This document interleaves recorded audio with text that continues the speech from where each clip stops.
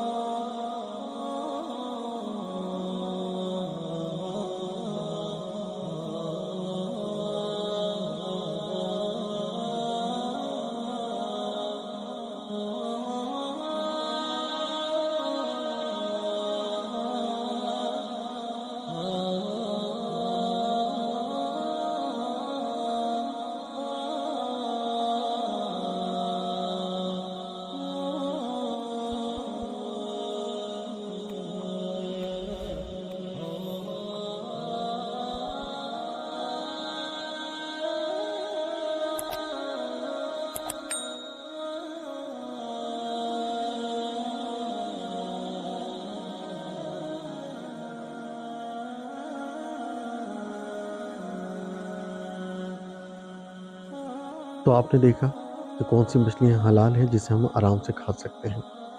अगर आपको हमारी वीडियो पसंद आई हो तो प्लीज़ इसे शेयर और लाइक ज़रूर करें। Thank you.